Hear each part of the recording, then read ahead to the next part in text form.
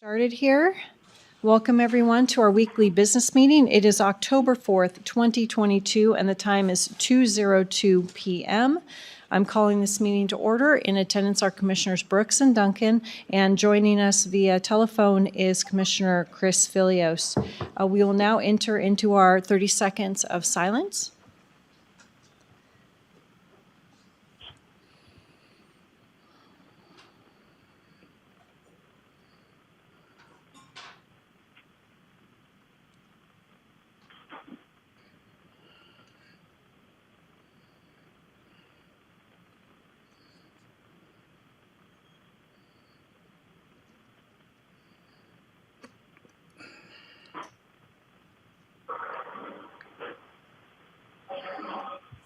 All right, thank you.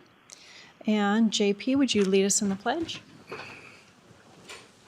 I pledge allegiance to the flag of the United States of America and to the republic for which it stands, one nation, under God, indivisible, with liberty and justice for all.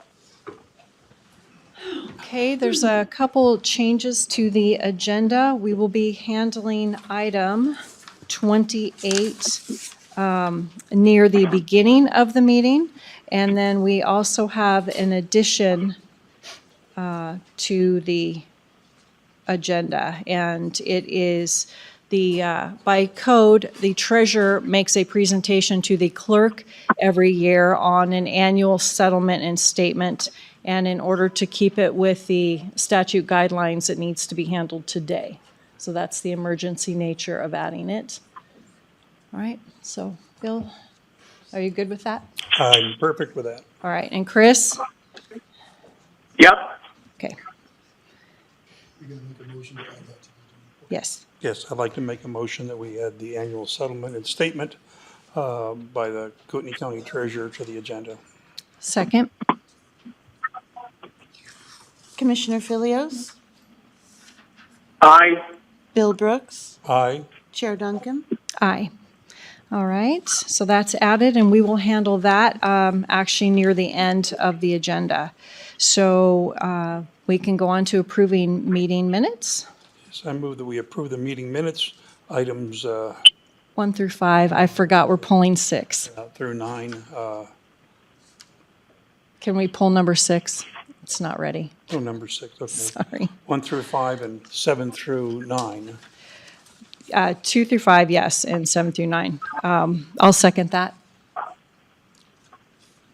Commissioner Filios, Aye. Bill Brooks, Aye. Chair Duncan. Aye. All right. Normally, our agendas aren't so convoluted, but today's special. So, consent calendar. I move that we approve the consent calendar, items 10 through 15. Second. Commissioner Filios, Aye. Bill Brooks, Aye. Chair Duncan. Aye. All right. And payables. I move that we approve the payables list for the week of September 26th through 30th, 2022, in the amount of $492,962.05, with jury panel payments in the amount of $5,406.16. Second. Commissioner Filios, Aye. Bill Brooks, Aye. Chair Duncan. Aye. All right. In order to let solid waste get back to work, we'll go ahead and handle item 17, and then we'll go to item 28. So, all right, JP. Good afternoon, Commissioners. John Phillips for the record. Thank you for having me. The Solid Waste Department is requesting that you approve a 2-month extension to an existing agreement for janitorial services at the 2 transfer stations in the landfill. The period of this contract is only from October 1st, 2022 through November 30th, 2022. After that date, a new company will take over. Legal did review this agreement and the service was budgeted. All right. Any questions, Chris? Nope, I'm fine. Okay, Bill. Oh, I move that we approve the janitorial services agreement with Tesh and Solid Waste. Second. Commissioner Filios, Aye. Bill Brooks, Aye. Chair Duncan, Aye. All right, so we'll go ahead and do item 28. And this is board approval request, ratify resolution 2022-73, polling locations for the November 8th general election. And Clerk Brandon, please. Thank you. Chairman Duncan, I don't know if condolences or congratulations are in order. Thank but you. good luck. And I'm here to discuss the rule of law about polling places. And I, of course, reached out to the Secretary of State on this matter. And I know Commissioner Brooks also sought a legal opinion from your team. And for the record, I would like to read the response from the Secretary of State. A board's authority, which can be found in 34302, is quite broad. The only statutory restrictions are the same precincts designated from the primary must also be designated for the general, if it is possible to do so. Circumstances when it would not be possible to do so include when a facility no longer exists, is damaged beyond usability, or is under construction, when the owner of the facility refuses to make the facility available or has increased the facility fee beyond the county clerk's ability to pay, or physical damages and changes to the facility have rendered it unable to meet accessibility requirements. However, if it is possible to designate the same polling location for the general election as was designated for the primary election, this section of Idaho Code requires the board so designate for this one election at least. I have no intention of violating Idaho Code 34302. Thank you. Thank you. I just have one question. Out of all those items listed, does Candlelight have any of those? Any of the, Well, the exceptions. The exceptions. no. Thank They you. are ready and able to serve as polling place as required by 34302. Thank you. What order do you want to go in? Oh, and whatever you want. Okay. I'll go first since I haven't opined yet. I was not available last week. So maybe it's my law enforcement background. I don't know, but I always look to the law first. What does the law say? And it's clear that the law indicates that Candlelight has not, they're still fulfilling the law.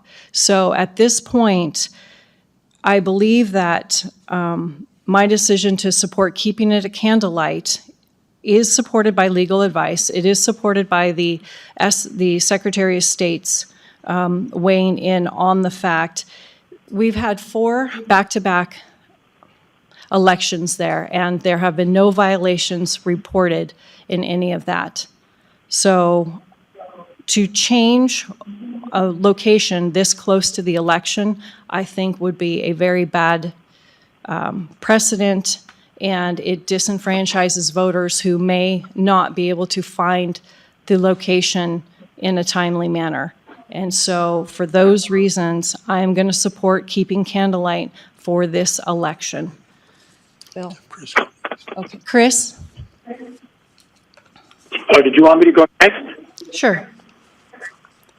Okay. Okay, so I'm glad the law was posted. Thank you, Clerk Brown, and that's 34-302. What is interesting, and I've got a few points to make, so let's look to the law. The law gives examples where it might be suitable for making changes, but the law does not limit the ability to make changes to those conditions so indicated and does not address questions such as emotional intimidation or radical and offensive ideology. So I don't believe that the law excludes other conditions. And so as such, I understand the law, but I don't think the law limits us to just Candlelight. That's the first point. Let's look at the legal opinion that came in as well. The legal opinion says that Chris, there's can I really stop no you right reason- there? Chris, you need a second to release that legal opinion. What? I'm not going to release the legal opinion. I'm going to opine on the legal opinion. I'm not offering it in writing. Okay, because it takes two to release a legal I- opinion. So that's why I was just making sure that he was not going to read the legal opinion. Just going to opine. Yes. No. I'm not going to do that. Okay. Okay? Anyway, the legal opinion does indicate that there's really no governing case law here. And that's fine. I understand that.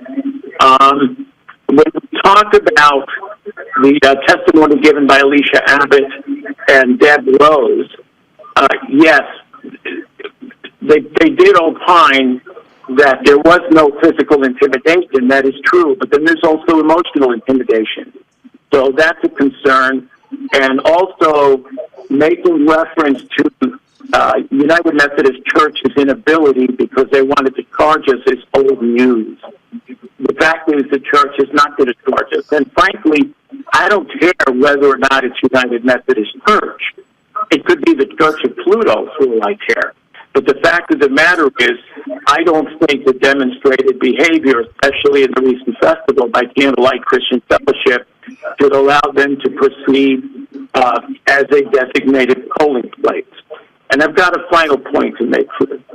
I listened to some of the videos by Pastor Paul Vernoy, and Pastor Vernoy did opine last week. And there are a couple of statements that he made from the pulpit or the podium, if you. One of them was, Candlelight does not officially endorse candidates, but I do.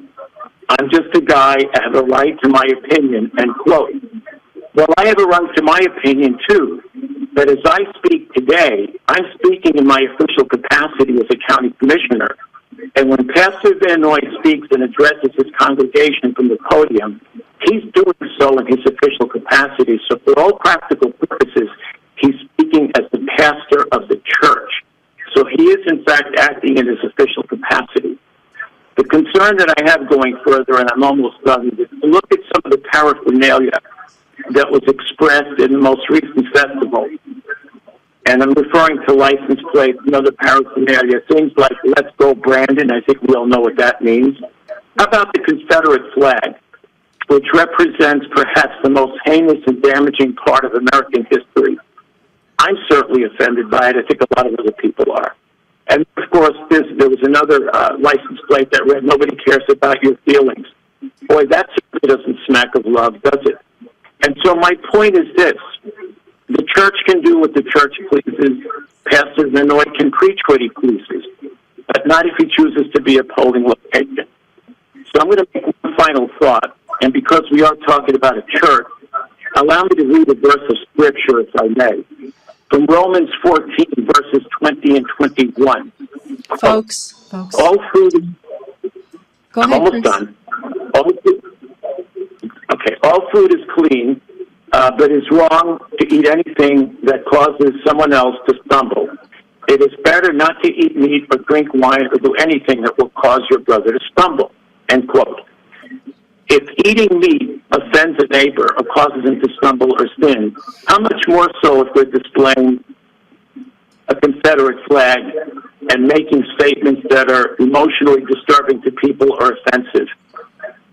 That, to me, is probably even a far greater transgression, if you will, than just simply not offending somebody because they have a weakness for me. And so even on theological grounds, I would say, you know what?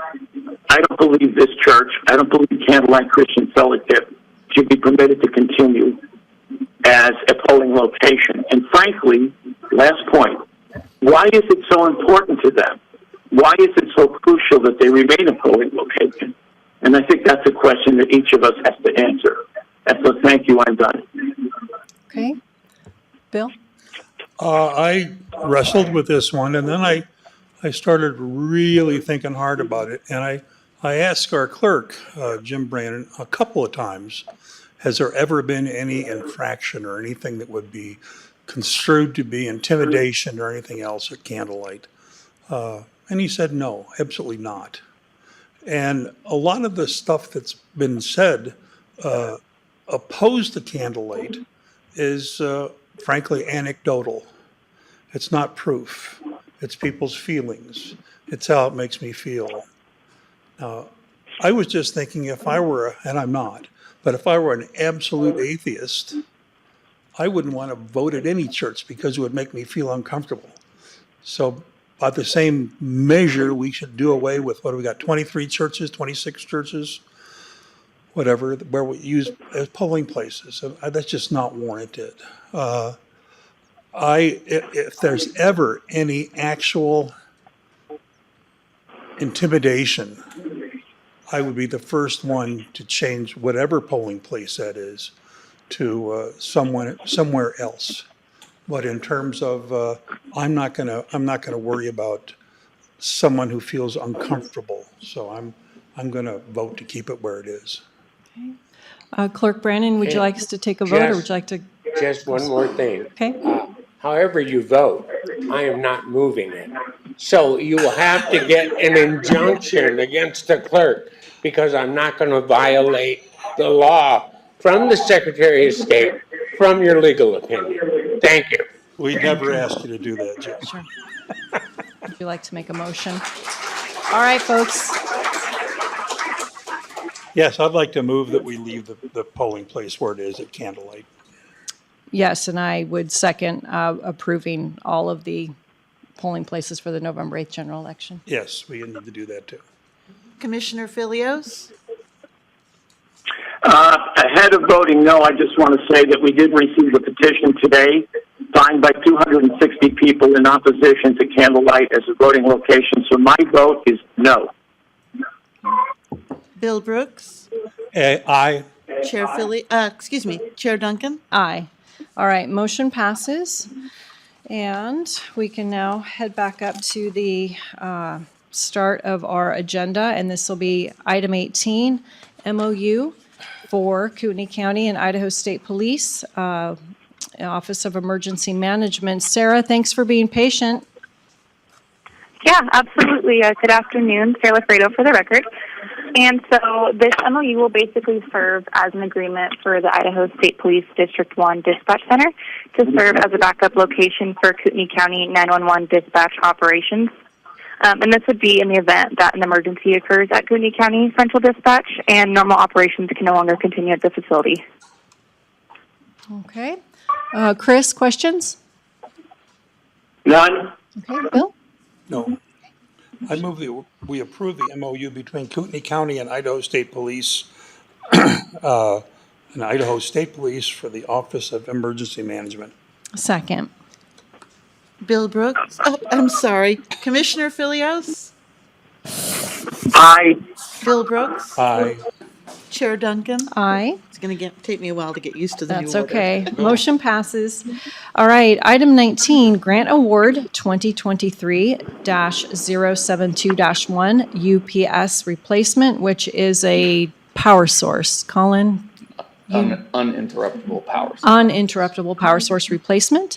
Idaho Public Safety Communications Commission for $120,000, no match. Colin? Good afternoon, Commissioners. Colin McBride for the record. This grant application we submitted back in July to the IPS, Idaho Public Safety Communication Commission, for their grant year. They have awarded our request for $120,000 to replace our UPS system at the 911 center. So no match required, and your signature is just required to accept the grant award. Okay.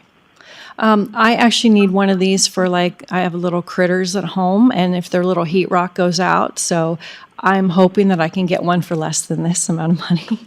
I'm sure you will be able to. Ours is rather large. Yes, I guess so. Chris, do you have any questions? No, I do not. Okay, Bill. No. I move that we approve grant award 2023-0275-1, UPS replacement with Idaho Public Safety Communications Commission, and it's $120,000 no match grant. Second. Commissioner Filios, Aye. Bill Brooks, Aye. Chair Duncan. Aye. All right, motion passes. So item number 20, and this is grant award 15PBJA-22-GG-02603-JAGX, Bureau of Justice Assistance, U.S. Department of Justice, and it is for $21,707, and it has a cash match of $27,778. It is for our jail division, Captain Miller. It's actually for the entire sheriff's office, but Oh. it's Stu Miller for the record. So this grant we were awarded was, we get an annual, JAG application. It's $21,707 was the award. And, it says that there's a cast match. However, that was early this year. We discussed that we were gonna move $27,778 from our 9010 vehicle, I think it was 9010, into IT to cover the JAG grant and that amount of money to buy our evidence management system for our body video and our car camera video. Okay. So we dealt with this upon application. Yes. That's what we're doing. Okay, great. And remind me again, so it's the evidence, and then what was the second piece? That's what it is. WatchGuard EL5. So it's moving from EL4 to EL5, and it upgrades our system. And then our new cars that are coming sometime in the near future is the thing, and then our new body cameras would be compatible. Perfect, thank you. All right, Chris, questions? None. Okay, Bill? No. I move that we approve grant award IP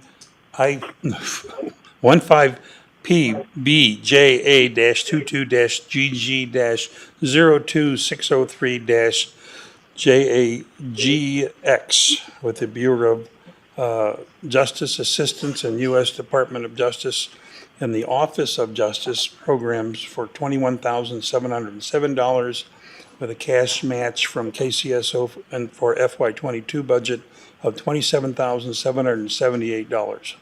Second. Commissioner Filios, Aye. Bill Brooks, Aye. Chair Duncan, Aye, motion passes, Where and did that's. Captain Miller go? He Yeah, he did. Oh, he just went to the back there. okay. That's why you were laughing, because you knew you were going to have to read that big long No, thing. he was gone. Yeah. All right, item 21, board approval request for the 2023 SAR building prox card. And it has to do with, they didn't get it done in 22. So Sergeant Miller? Good afternoon, Commissioner. Sergeant Ryan Miller for the record. Yes, just what you just said. It wasn't completed last year due to some supply chain issues and other work that needed to be done. All the parts have been ordered for a few months. We're just waiting on those, but we're wanting to take the money that was not spent for it and put it back into this year's budget. It's a total of $9,225. And everybody on the phone, if you could mute yourself until you're ready to speak, that would be great. Thank you. It's a lot of feedback here. So, auditor's office, because this is a non-capital item, we just have to take it out of fund balance because fund balance was returned when this project was not done. Is that We correct? didn't spend it in FY22, so it returns to Fund 15, and then in FY23, we can take it back out. Okay. So funding source would be fund balance, and I think it's $9,225. So, questions, Chris? None. Bill? No. Okay. I move that we approve request number 2023 for the PCR building plus card non-capital for the Sheriff's Recreation and Safety Department. Okay. Coming out of fund balance for $9,225. Second. Commissioner Filios, Aye. Bill Brooks, Aye. Chair Duncan, Aye. Motion passes. We are now items 22 and 23. I think we can kind of handle these together. And it's board approval request for sheriff patrol vehicles purchase and for the patrol in-car camera systems. Captain Smart. Commissioners, Kevin Smart for the record. I am back to talk to you yet again for an item cars. I think that's the only thing that ever appear for you. Again, this is just the purchase order for these vehicles of 45 to ensure that the auditors can start allocating those funds into a placeholder position. It is what they had asked us when we were talking about the 30. Now that we've changed it to the 45 and the new pricing, I just want to make sure that we sign off on this so that they can get those funds placed aside and set there for when the cars begin to arrive. So in your memo, though, it indicates 43 of the patrol vehicles, but then the 2 outside. So that's something that we still might want to discuss further. Okay. I can resend it again, but I've sent you before a spreadsheet that kind of outlines our mileage issues with the current fleet we have. There'll be about 40 of those by the time we get these vehicles up and running and in place. That would be at the 100,000 miles or more mileage that we usually try to look at filtering cars out. So my suggestion would be is we take 40 for patrol, and then I spoke with Captain Miller of the detention side. We looked at their fleet moving forward. They are going to be in dire straits as well. They have about 5 vehicles of their own that are 120 or more. They've got a couple that are pushing close to 170, 180 for transport vehicles. So I would suggest that we actually take 40 for patrol and set 5 for the detention side. That will save us a little bit of cost in upfitting because that'd be 3 vehicles that'll be upfitted for detention and not patrol for those. Okay, so they all need pandas, for lack of a better word? That's the jail side too? For these, well, yes, the ones that we would be recycling for the detention side are a couple Crown Vics, a couple Ford Explorers, and 1 Expedition. So that's what they would be running with at this time. I think they replaced a jail van last year, if I'm not mistaken. So hopefully we can hold off for that for a little bit more, but these would still be transport vehicles that would be both local and long distance. Okay. What are you looking at time frame? I mean, we don't pay until they're delivered, correct? Okay, so. But, that Ford will not commit to us timeframes at all. We're basically at their whim. I call down there frequently just to kind of bug them and prompt them just to make sure that we're still on the radar. But again, until they get a VIN assigned to them in the build queue, they don't have a time frame for us. So we'll be Once later rather than sooner. Yes, well, I would imagine. We're If still if talking. at all, if at all. If at all. Yeah, that's too stressful, don't. Yeah, if at all. As you know, the 25 were supposed to have been ordered on this. Correct. They stopped production. So this is really more of a placeholding event. Yeah. There are many agencies that would buy these cars from the county at what their investment is. We just have to get them, and that's the X factor. Yeah. All right, so I'm comfortable signing this order and paying out of fund balance. That's where the original cars were coming out of as well. Brandy, did you need to, are we having rollover fund balance because we approved it in 22? Brandy Falcon for the record. My first question would be, do you want me to do the calculation on 40 for patrol and 5 for detention, like Captain Smart suggested? I had originally done my calculations based on the memo, the 43 patrol and 2 detention. Right. Are you okay doing 40 and 5? Is that what you want to do? Or I thought you wanted to trickle down. Well, we can't trickle down for the detention side because they do long distance transports and they just go too many miles at a time. Gotcha. So they would need their own startup.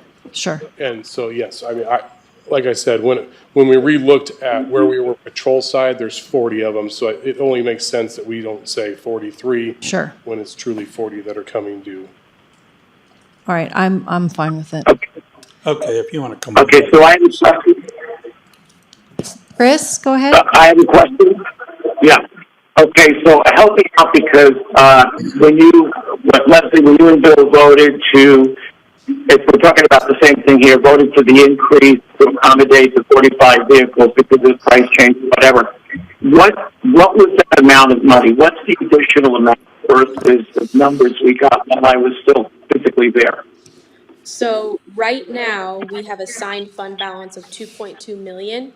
That is for 28 patrol and 2 detention. If we go up to 40 patrol and 5 detention, you're gonna look at approximately an additional 1.5 to 1.6 million that we're gonna have to set aside. And it will also vary a little depending on what you make your decision on for the radios, which is the next item, or the cameras, because that cost will fluctuate as well. Right. Did that answer your question, Chris? Yeah, it does, and I don't want to confuse this with the vote that you and Bill already passed. What is it we're being asked to approve here? The increased amount? Yes and no. We're not going to pay for it until they're actually delivered, which is the big question mark. So yes, the funding source would be increased by 1.5 million, but it's not going to go anywhere. So I would even say the amount of interest we're going to earn on, 3.7 million in the next 18 months is probably going to pay for a whole nother car, I hope. But yeah, so no money is going out of pocket now. It's just being set aside essentially in assigned fund balance for this purchase. Okay, so, but if we're concerned about the fiscal 24 budget, that it's going to be tight, why not reduce the number of vehicles rather than just simply absorbing the cost increase? Mr. Commissioner, because quite frankly, the state of the auto industry, we're not so sure we're going to even be able to get these vehicles. Dodge is no longer making law enforcement vehicles. Chevy opened up their window. It was closed within a matter of days. I know we're not within 6 months of being built, because at 6 months, per the Ford representative, they notify you. They say you're within 6 months. So I know we're not even within 6 months of that. Okay, fair enough. All right, so we can either take a motion there or we can combine them because we can talk about the cameras now. Why don't we combine them and you Okay. can make the motion? Okay, I'll do that. All right, so let's talk about cameras. Currently at this time, I am working with the rep from Motorola, and I've been working with them since we had our meeting several months ago, in which we brought to you the need to update our back-end service of IT in order to facilitate these new camera systems. I have gotten them to commit to bringing the camera systems down to equal the price that we were originally looking at for it was called the Vista at that time, and now it's a M500. So those camera systems will be the same price. They're also going to offer us an additional $18,000 off if we move quickly. Now, I did put out another email to the rep today to confirm that. She has not gotten back to me that her bosses haven't fully approved that. But that's what we'd be looking to do, is approve that, finalize it, to ensure that we can get that other cost break of $18,000 on the whole project. Okay. So we had approved money for 28 of these cameras. Now we need 40 or we need 45? We need 40. 40, okay, so that's 12 additional cameras essentially is what we're approving today. Yes. And let's see. What's the cost again, additional? So the email I sent you, I believe, outlined that we would be moving to the total camera project to include the back end of IT's needs was going to be $318,720, but $50,000 of that was already, as Captain Miller alluded to earlier, and that you guys already know, that we already have set aside for that project. And so the remaining balance would be $268,000 for the camera systems and the body worns that go together as the car package.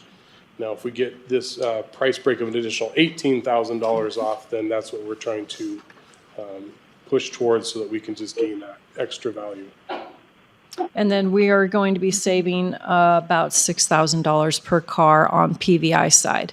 So essentially, you're just taking it from the upfitting charge and doing this separately. Yes. Yes. Originally, we had the PVI was going to be purchasing the cameras because that's what they used to do. But when Motorola made this change, PVI is kind of taking a step back because they haven't basically got up to speed with the new systems as far as purchasing them from Motorola themselves. And so we're going to purchase from Motorola ourselves and those would be drop shipped to PVI to install. And we're looking at about $80,000, $80,000 for these additional 12, I think. Back of the napkin, no Yes. calculator. Yes, okay. If that's what there's 6,500 apiece times 12. I haven't done that math separate. I haven't broken it down that far. I took it more as large chunks. Sure. And once again, this is just going to come out from fund balance. So when you did your fund balance calculations, you did the full price of the car, not the Ford price versus the fully outfitted. Is that correct? I used the numbers that were in Captain Smart's memo. So I did the vehicle cost of $42,000, the outfitting, which changes depending Yes. on the option you do for radios. So I break it down: outfitting, radio, graphics, miscellaneous, and then a total per car, Okay. multiply times number of cars. Okay. All right. Chris, did you have any questions on the cameras? No, I'm good. Okay. All right, then I move that we approve the sheriff patrol vehicle purchase along with the camera systems for those 45 cars. I second the motion. Commissioner Filios, Much as I'm uncomfortable with it, I'll go yes. Bill Brooks, Aye. Chair Duncan. Aye. Thank you. All right, motions pass, and we are now item 24, grant agreement, Office of Highway Safety. This is the it's the federal fiscal year 23 TEGPA grant, and I know that stands for something. So traffic. Hi, Stephanie Drobny for the record. Stands for TEGPA. Go ahead. It's the annual contract that Kootenai County does with the Idaho Transportation Department. It's just so that we can participate in different traffic enforcement projects like Labor Day, 4th of July, and then we work them, and then they reimburse the overtime that we add up. Okay. Just for giggles, I did notice that one of the requirements was a zero tolerance for, and maybe Sheriff can speak to this, for seatbelt violations. So does that mean the officer does not have discretion when patrolling on these particular grant requirements?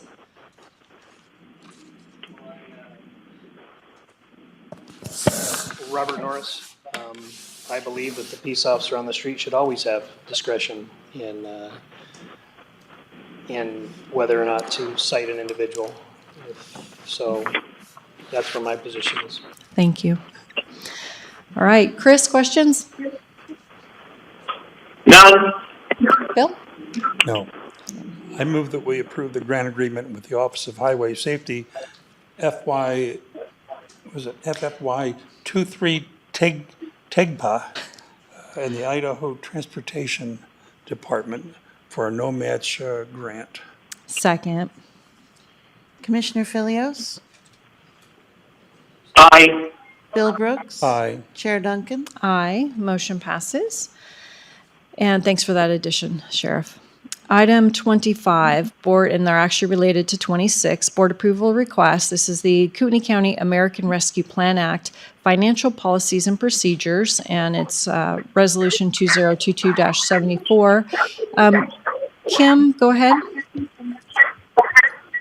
Yes, thank you, Kim Riley, for the record.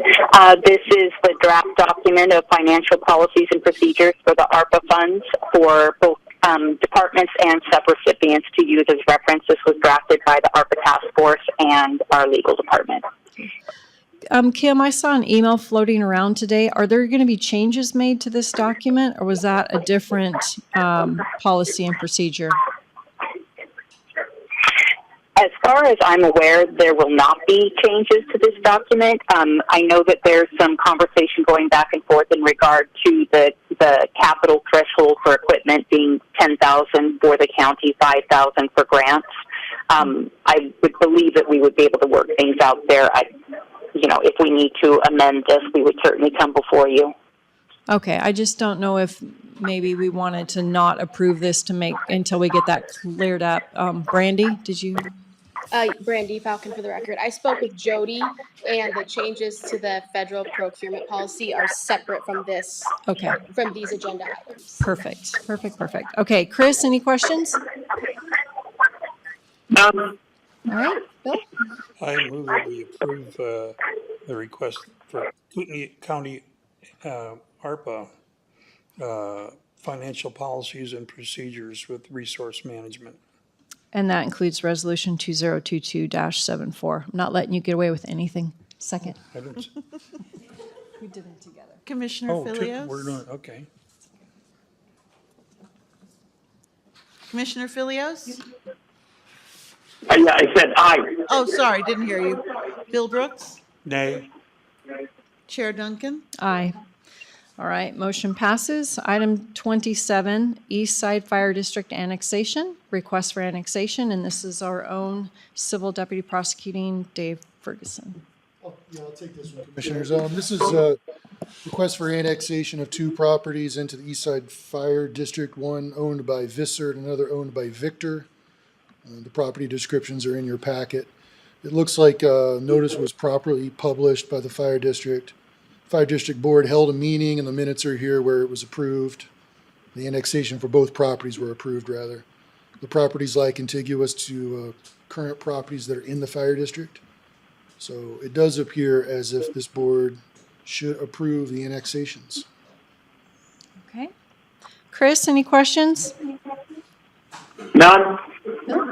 No. I move that we approve the East Side Fire District annexation.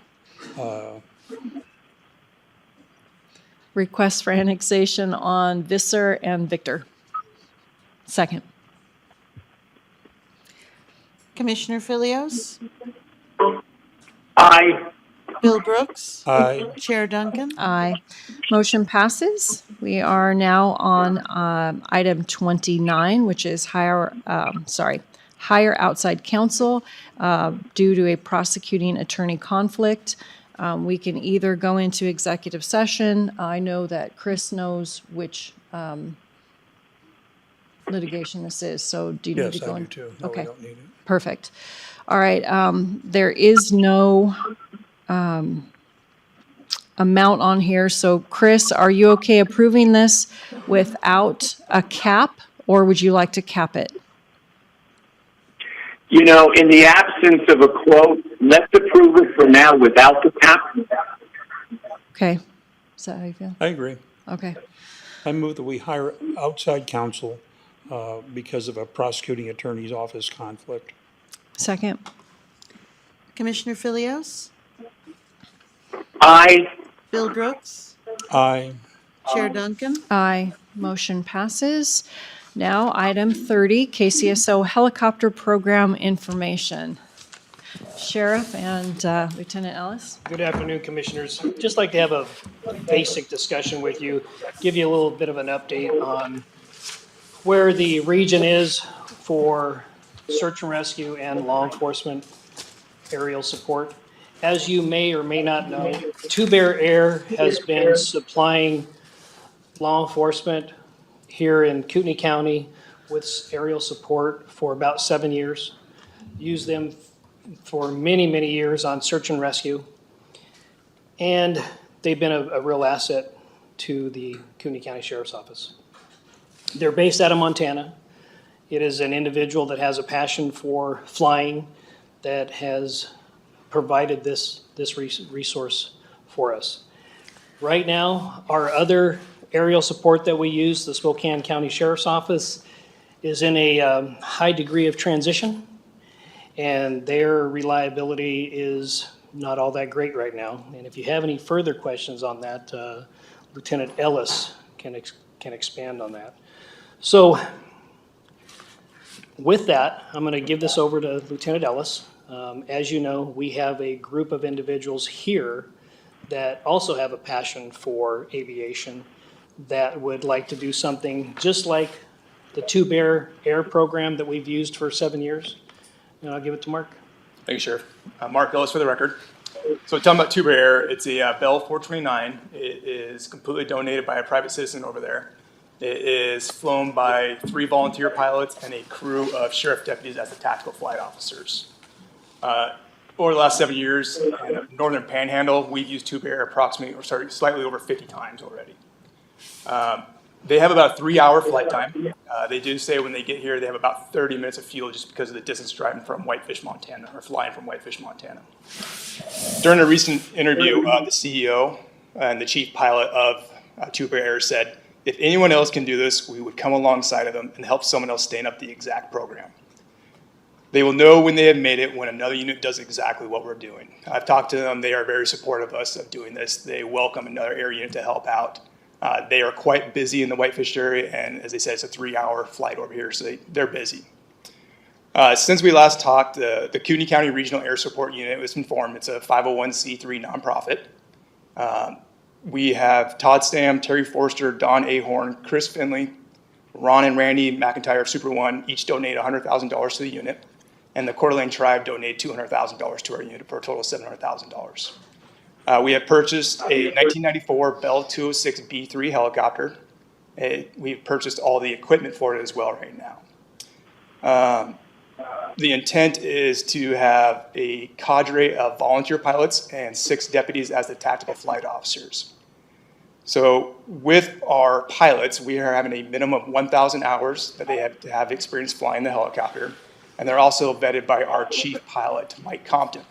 And I figure the best way to talk about our pilots and explain their passion, why they're doing it, and experience is to have Mike Compton come here. So this is Mike Compton. I am Mike Compton. You just push your, there you go. Sorry. Thank you. Hear me now? Yes. Thank you. Lieutenant Ellis asked that I give you a little bit of my background. Earlier this summer, they solicited me for the chief pilot position for the air support unit that they're trying to put together. I did 26 years in the Air Force. I was a combat rescue pilot. I was also an instructor and evaluator, 2-time squadron commander.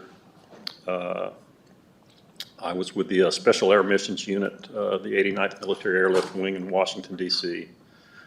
Flew the vice president on down. And following that, retired from the Air Force and flew another almost 15 years over in Great Falls, Montana for a hospital program over there. So pilot-wise, what we're looking for with an all-volunteer unit is strictly volunteers, the way that it runs right now. For me, I was highly trained with the Air Force, and so in turn, I feel since I've retired that I'd like to use those skills to benefit my community that I live in. I watch the news every night. I've seen the increase in crime rate, you know, from a little bit of overflow from the Spokane area. And so the other pilots that we're in the process of interviewing, they kind of feel the same way. I flew part-time with the Albuquerque Police Department when I was still active duty at my last assignment. And they flew an EC-120 helicopter that was about a $1.3 million aircraft. So they got a lot of bang for their buck, but they paid their pilots. The average pilot, if you go to a large city program, is going to be making between $80,000 and $150,000 a year. So to get a bargain basement deal like I feel like this unit would, I think it would benefit the community and the outlying area tremendously for a bargain basement price. And so I'll be more than happy to answer any questions that you might have at this time. Okay. Bill? Chris, do you have any questions?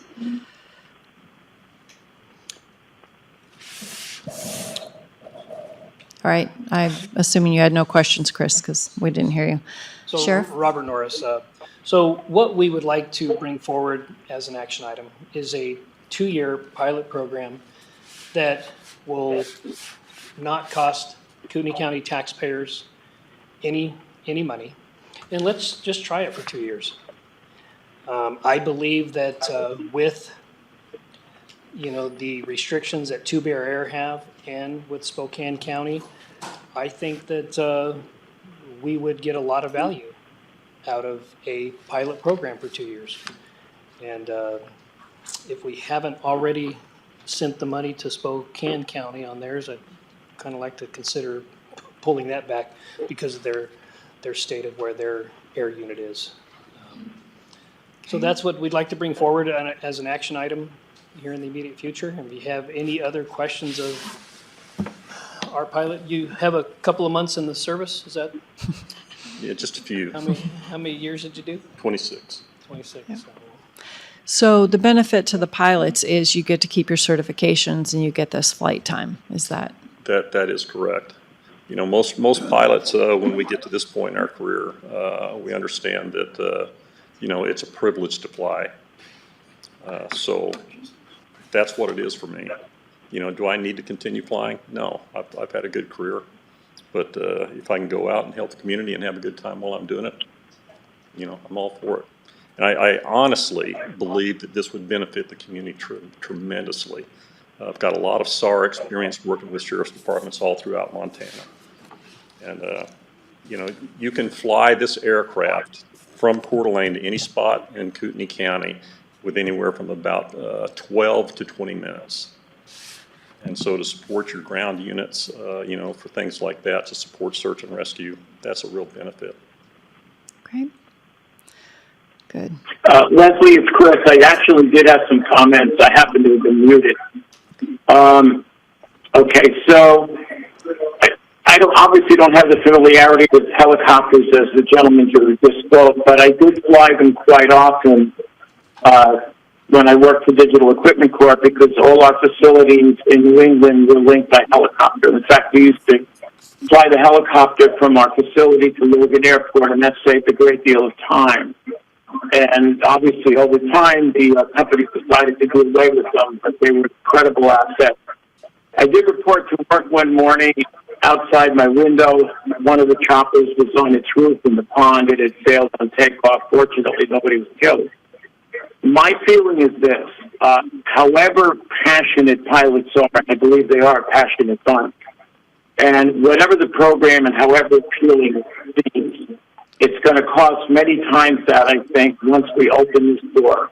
And I have spoken with pilots with decades of experience, my former next-door neighbor, 3 decades flying with LAPD, and the figures that I'm getting for operating a helicopter are rather expensive.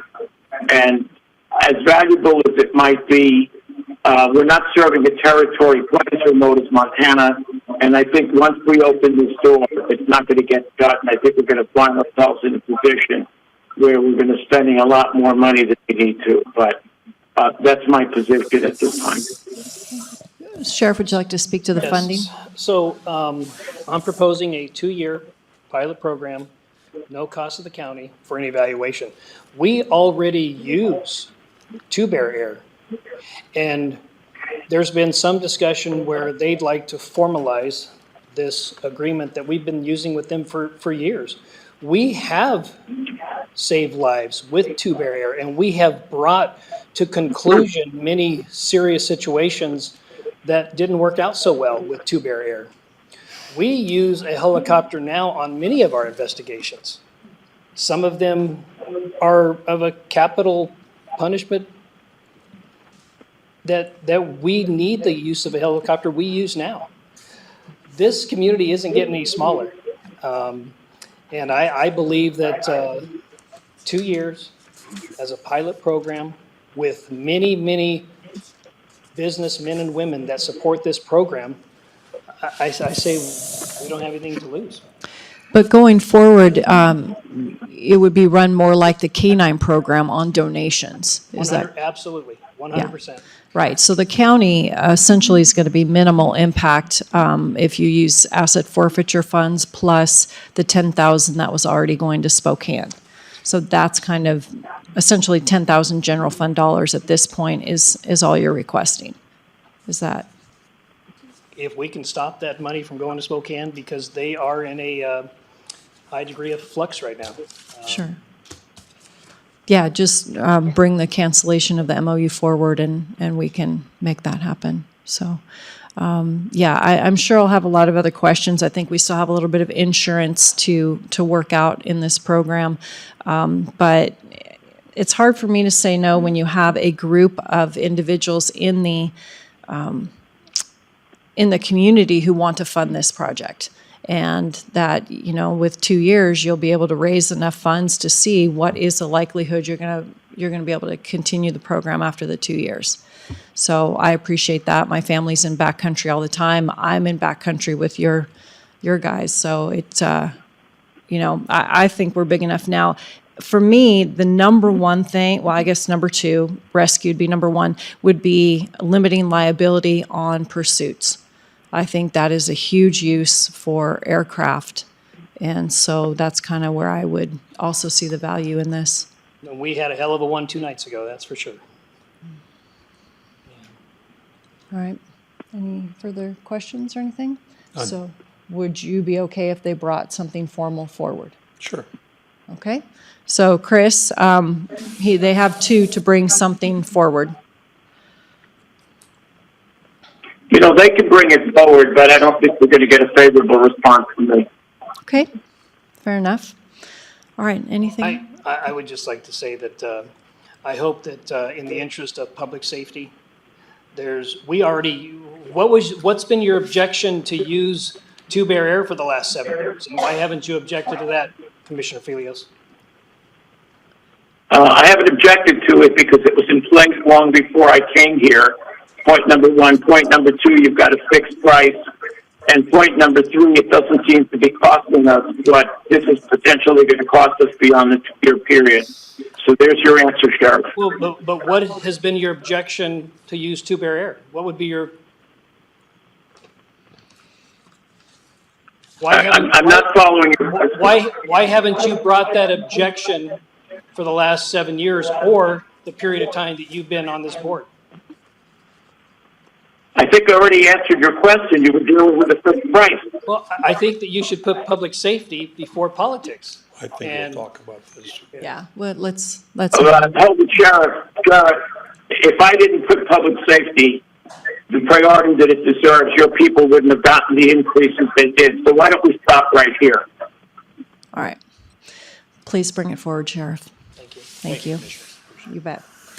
All right, our last item on the agenda is status update pending list, and that is our facilities expansion. Do we have to do anything on this one? Oh my goodness, it's way past 2:30. I did not see our illustrious treasurer because he hides in the back. There he is.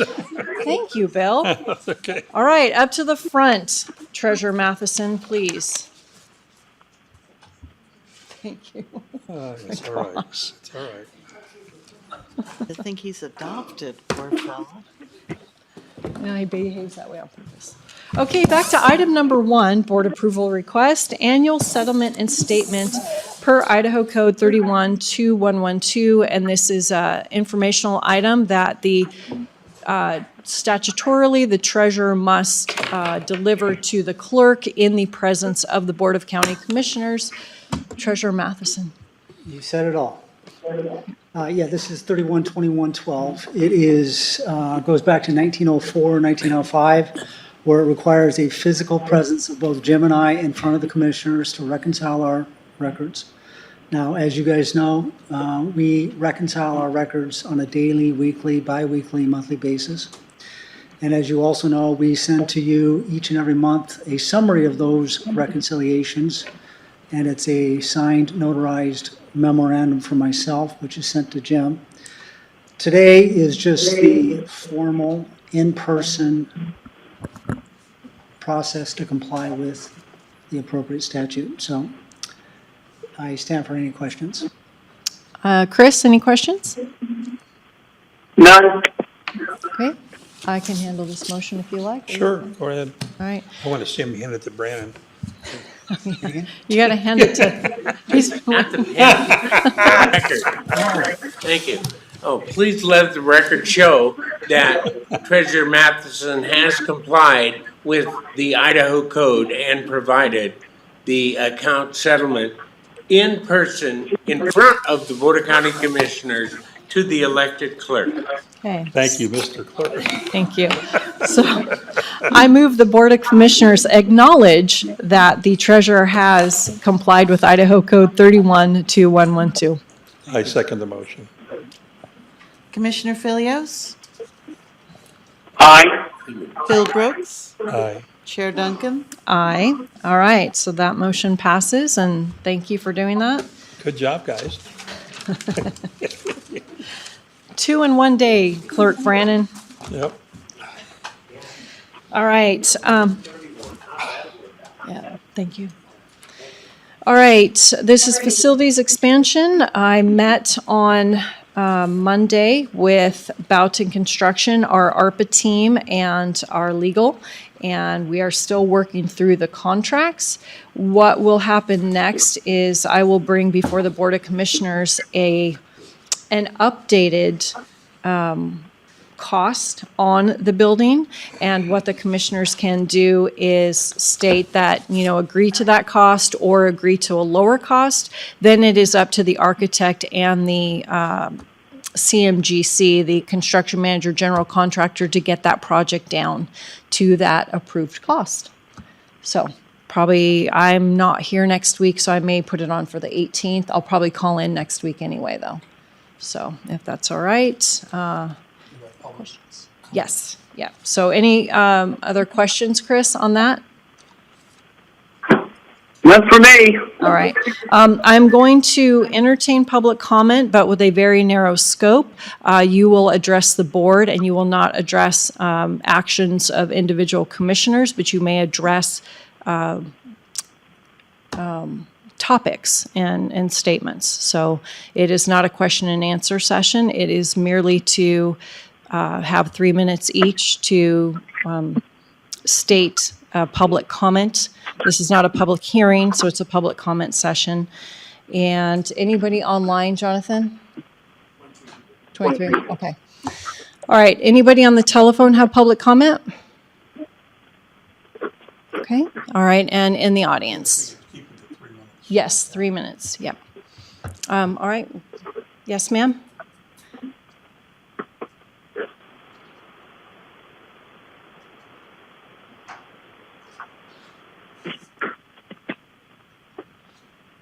My name is Terry Cottle. Oh, yeah, just push a button. My name is Terry Cottle. I am the chief election dual judge for precincts 403 and 405, whose polling location since November 2nd, 2021, has been at the Candlelight Christian Fellowship Gym. I was present at the last meeting when Commissioners Chris Felios and Bill Brooks moved and approved all designated polling places except the location at Candlelight, apparently based on 35 emails they had received asserting a polling place located at Candlelight did not make voters feel safe. We were not told if any of those 35 were Kootenai County residents or voted in precincts 403 or 405. I would like to share my experience of working the last 3 elections at Candlelight. By 2 p.m. on the day before an election, Candlelight facility staff have set up tables and chairs according to my specifications in the gym, which is on the north end of the building. The gym is reached by doors off the north parking lot and is handicapped accessible. The facility staff also mark off the 100-foot electioneering boundary and ensure that any campaign signs previously allowed to be displayed are removed from church property. The receptionist gathers up any pamphlets, cards, newspapers, including the Coeur d'Alene Press, or other written materials that might be in any way construed as having a conservative or political viewpoint. She also prints signs and sandwich boards directing voters to the polling place's north entrance and parking, and pointing those with church business to the south parking lot and entrances. All election workers are required to go through 2 to 3 hours of training. At that training, poll workers are informed that electioneering is prohibited, even to the point of not wearing a button or clothing promoting a specific candidate or political ideology. On election day, the door between the lobby and the sanctuary and the gym is locked and roped off. If anyone does manage to not notice the signage and wanders into the church lobby, the receptionist directs them back outside and to the north entrance. The election poll workers are prohibited from discussing any political issue or candidate on election day, even among themselves when voters are not present. If a voter wants to talk about some issue along those lines, the poll worker is not to comment or indicate by any physical action, agreement, or disagreement. We are there for a 14-hour day as representatives of Kootenai County elections, not as a church member, political party affiliate, or employee. In the past 3 elections, I have received only 1 complaint from a voter who did not like the presence of a female security officer openly carrying in the hallway outside the voting area. Terry, I'm sorry, your 3 minutes is up. Oh, okay. But thank you very much. I appreciate your comments. All right. Thank you. Okay.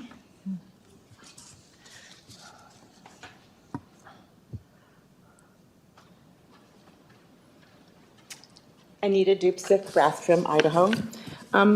I am a poll worker for Precinct 405 at Candlelight, and I have been since the polling place was moved there in November of 2021.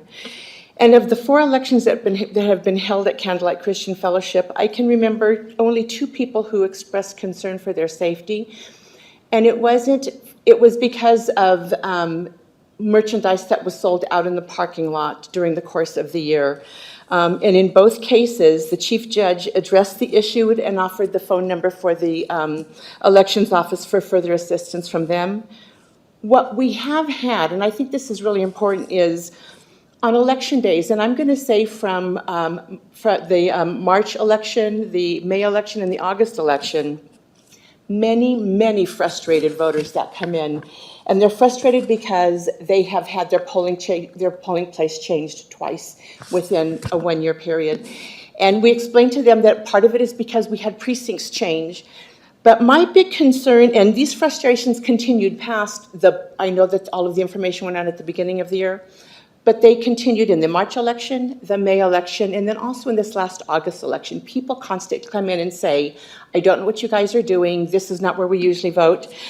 So my concern is that knowing how few people vote in the elections anyway, if there is a third change within 1 year, which it sounds like there's not going to be, thank you, but if there is another change, people are just going to get so frustrated when they come into their normal place that they may just decide not to vote. Thank you. Thank you.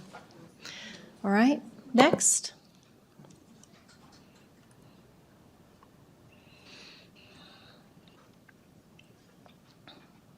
Hello, Chairman Duncan. Brent Regan. Yes, go right ahead. Congratulations, by the way. Thank you. Oh, is your mic on? What? The red light's on? Yeah, green. Not You green. need green. Oh, there we go. All right, very good. And also, Commissioner Felios, I understand that he's recovering, and we wish him a speedy recovery. I have been monitoring with some time now this disturbing trend that we seem to be going from rhetoric to action. And lately, when we had the complaint over the Candlelight Christian Fellowship, and the commissioner described that as extremism, that there was an extreme partisanship, and that was somehow some standard of judgment that had to happen. Nowhere in the law is it defined what extremism is. Nowhere in the code is that written down. There's no standard or objective decision. And I know this board, over the years, I've been repeatedly told that it is a quasi-judicial board. The quasi part doesn't mean that you get to replace fair and impartial with random and opinion. It needs to be a standard of judgment if you're going to go and judge a polling place or anything. So without using anyone's name, the comments that came forth prior, I found particularly disturbing coming from a county commissioner. You're sitting there in a position of authority under the color of law. You shouldn't be rendering personal opinions about something. If you want to render a legal opinion based on law, absolutely. But to give an opinion and then to follow it up with action, saying, well, I don't like this guy. I don't like what he says 364 days out of the year. So on the 365th day, which is the polling place, we're going to not have elections there because of some imaginary bias, when that isn't demonstrated in any way.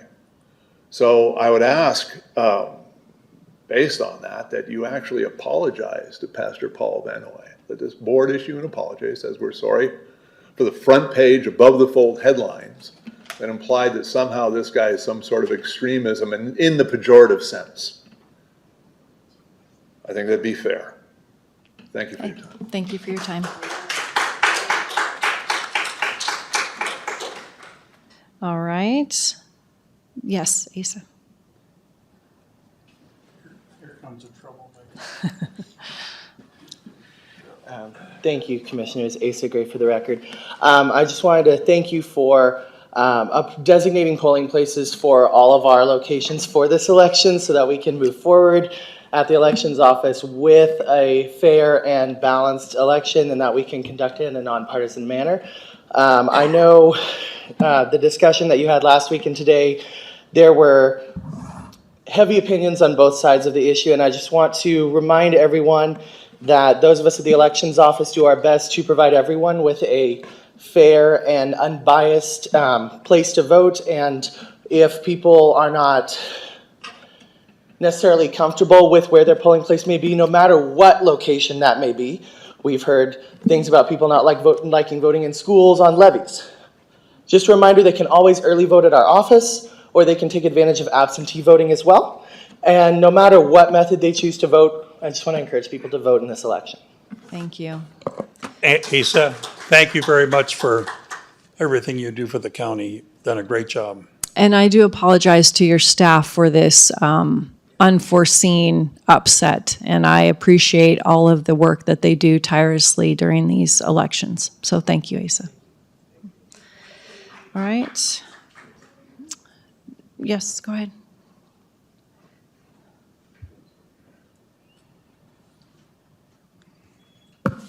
Hi, Erin Barnard, Coeur d'Alene. I just have a shortened statement to read. I already sent you guys the full statement. Quote, the few loud people who complain are like chihuahuas with microphones, same people that go from place to place that basically disrupt. Commissioner Bill Brooks said that during his July 14, 21 interview on the Optional Forms of Government Study Commission. I'm going to take that quote and use it again here. Last week we heard complaints from people about using candlelight as a polling location due to fear and safety of citizens. Let's take a look at this. One, there were two people complaining in person. One was from Sandpoint, who regularly tries to divide our Kootenai County community by spouting hate and liberal Democrat rhetoric, and a member of the Idaho .97 and Reclaim Idaho, a political action committee that a current commissioner donates to monthly. The other complainant is the longtime girlfriend of a commissioner's campaign treasurer and a current county planning and zoning commissioner, both that do not live in the precincts in question. All of this should have been said last week in the meeting for full transparency of the situation. Two, of those 35 complaints, they all came in right before last week's meeting and made the commissioners, Brooks and Filios, want to drop everything and change the polling location immediately before doing any due diligence. Of those 35, only 5 complaints actually came from the people living in 403 and 405. The other 30 emails came from the normal ilk of Kootenai County liberal progressive activism trying to pass off the complaints as legitimate precinct concerns. This small roving group is what I like to think of when one cries chihuahuas with microphones. I do not want to discount the concerns of those 5 legitimate complaints that have come in. 4 of the 5 are registered Democrat and literally or typically gets their ballots by mail anyway. I did my own due diligence for you guys, so you're welcome, into these precincts, and after speaking with actual residents in both precincts, here's the majority of their concerns. 1, residents are fine using candlelight as a polling location, and most vote in person on election day anyways. 2, residents that do use candlelight go through the side entrance directly into the gym to vote and leave the same way. 3, voters have only ever seen the polling employees from the clerk's office, like Ms. Koppel, not church employees. 4, residents are concerned with moving the polling location to United Methodist Church, more because it's the 3rd or 4th time in 2 years. For full transparency, I'm a member of Candlelight, but I'm also a resident in Precinct 406. Candlelight was my polling location. Before that, it was both Methodist Church and Lake City High School, and now it's at heart of the city. So that's 4 changes in the last 2 years.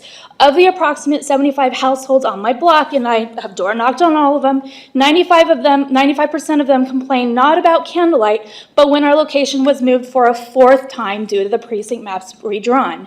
Residents in 403 and and 405 instead must deal with chihuahuas with microphones. Candlelight needs to stay as a polling location because it gives consistency for those using it to vote, and those who actually use it as a polling place have had no fears or problems against the organization that graciously allows the county to use its property.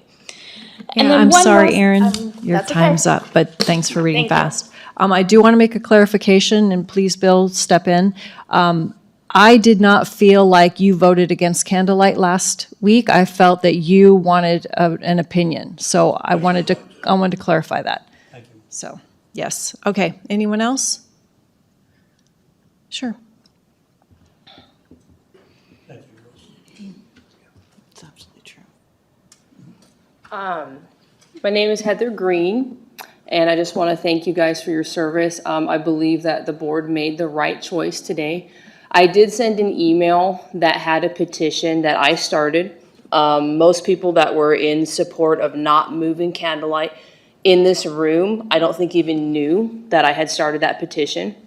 I started it not on behalf of Candlelight or Pastor Paul Vinoy. He doesn't even know about it. I started it as a concerned citizen.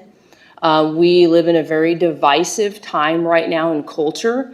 And I think while the majority of voters in Kootenai County have shown themselves to be conservative, not only would that have disenfranchised their vote, but that would have disenfranchised every other person that comes to vote that affiliates with other political parties. When my husband and I first moved here, we had a really hard time finding where our polling location is, and we're millennials. We're good with computers, we're good with phones. And if we were confused, I can only imagine how many more people would be confused. Also, my husband and I have recently started attending Candlelight. His family has gone to Candlelight for a while. And I just want to state that the attacks that have come against Candlelight are unfounded. I am half Mexican. I speak fluent Spanish. I did Chicano studies and all of those things when I was in college. I came from a very different liberal background. I have been here at a meeting before, and I have told everybody that I struggled with same-sex attraction. I say struggle because it's my perspective. It's not everybody's perspective, and that's fine. But I have never felt offended. I have never felt upset when I go to Candlelight. And I think that this rhetoric that I have heard from other people that have called into this meeting that want to accuse anybody who doesn't agree with them or believe things the way that they believe, has a different perspective. This white supremacist, homophobe supremacist, all of these accusations, I think that that's very dangerous and it's very unfounded. And it honestly quite offends me, because when I came here last time and I made the testimony where I shared about how I had struggled and my friend had passed away, my best friend, she was black. And if she had heard those kind of accusations, she would have been upset with that. So I think lumping people into groups simply because of different beliefs, that's just something that's not right. And I think the board should be aware of these accusations that are flying. In this time period we live in, we need to realize that a lot of times it's going to be unfounded. And we need to be aware of that and not base our decisions on that until we do the research. So I believe the board made the right decision, and I thank you. Thank you. All right, anyone else? I think that Clerk Brannon, or are you? I will wrap it up. Okay. All right, just make sure. Nobody else? We're all good. Okay. Thank you, Clerk. First off, for clarity's sake, I did mention that Bill asked for a legal opinion. This erroneous headline above the fold caused nothing but heartache and extra work for my 4 people election staff. And guess what? We're preparing for an election. So with that, I would say thank you for recognizing that, Commissioner Duncan. And the one thing I do have to say, I have been clerk since 2013. To me, this was the most egregious overreach of the board that I had seen. And that's what I have to say. Thank you. All right, Jonathan, are we good with comments? All right, it is 3:22 and this meeting's adjourned. Thank you all for coming.